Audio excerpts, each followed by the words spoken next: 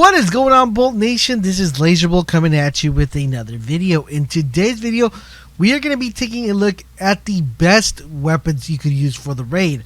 For the Last Wish raid, yes guys, the brand new raid that's part of Forsaken. I'm pretty sure some of you have already tempted your faith and gone into the Last Wish. Some of you have come as conquerors, and some of you have not been able to kill Riven. But in today's video, I'm going to tell you what weapons you should be looking out for and what weapons you should use for each encounter. Now, the reason I wanted to break this down per encounter is because some weapons are more viable for specific encounters and some weapons are less viable.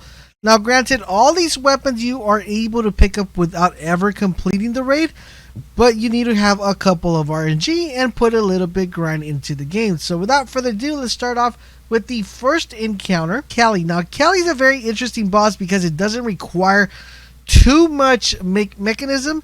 It requires mostly ad clearance and DPS phases. So let's start off with the power weapon slot. And the power weapon slot, highly will recommend the sleeper over anything else. The reason why I want to recommend the sleeper is because she tends to flinch a lot, the boss.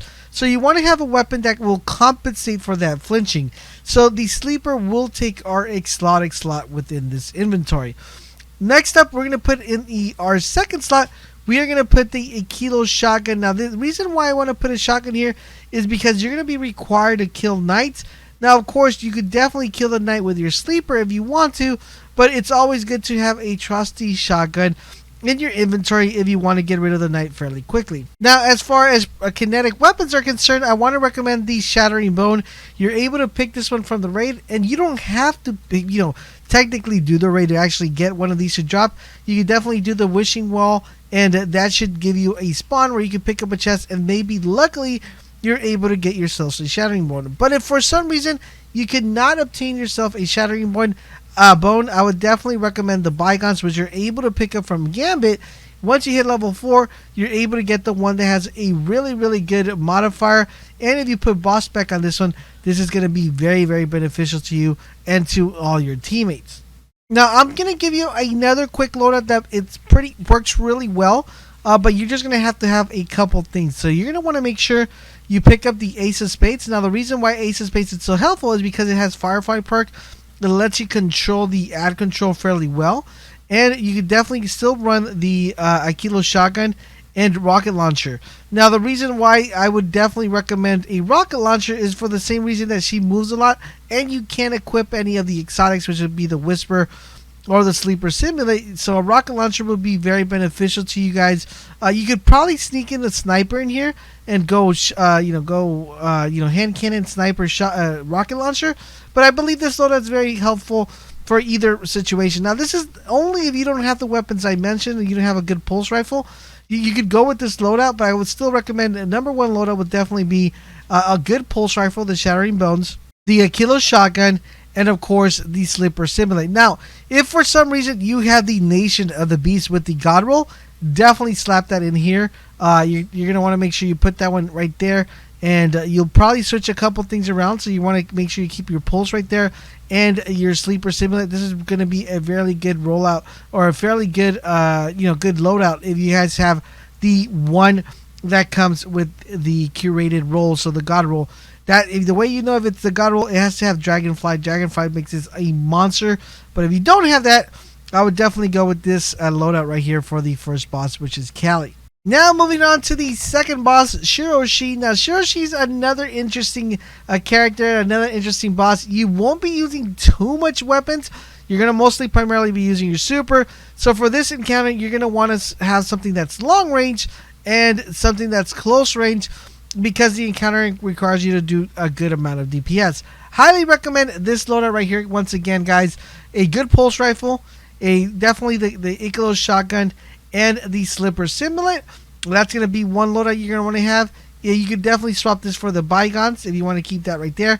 You don't want to run too much of it like the Whisper of the Worm or a Sniper. She just tends to flinch a lot, just like the first boss, and you want to have a good loadout that you could possibly get. If you don't have a sleeper similar, then I would definitely recommend this loadout, which is the Legend of Acris. You can run multiple shotguns to do DPS on her, and this combo is really good of a monster. Like I said, you don't need too much of a long-range weapon as long as you have your shotgun ammo, and you're just make sure you have your super. You guys should be able to complete this one without a problem. All right, time for the third boss, Morgoth, which is a big ugly ogre, and we're gonna need to take him out. Couple weapons I want to recommend for you guys here.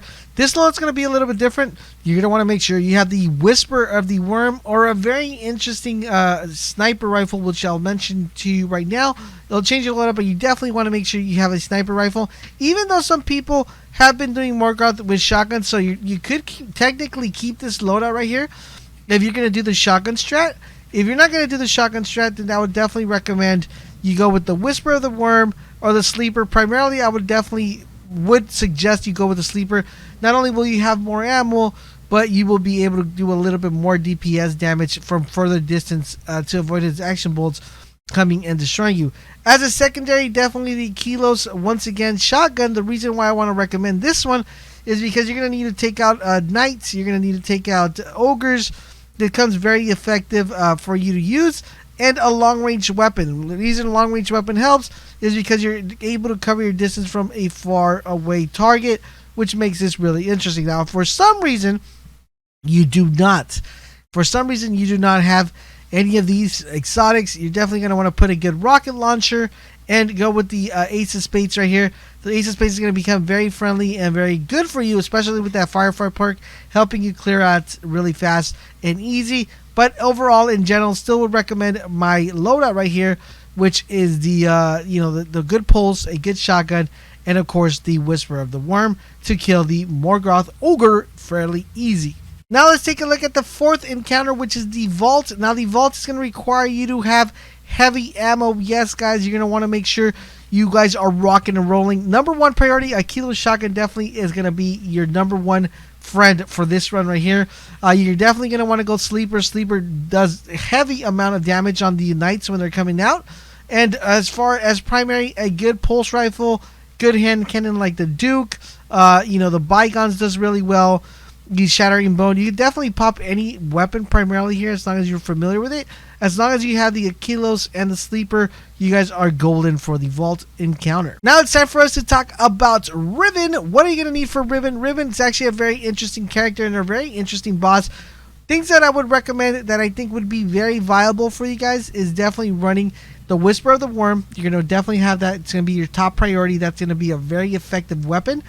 At number 2, you could definitely run a shotgun, even though you might not be using a shotgun a lot. You could definitely pop the Nation of Beasts on this one. You're going to be clearing out a lot of ads. If you have the God Roll, you're definitely going to want to go with that.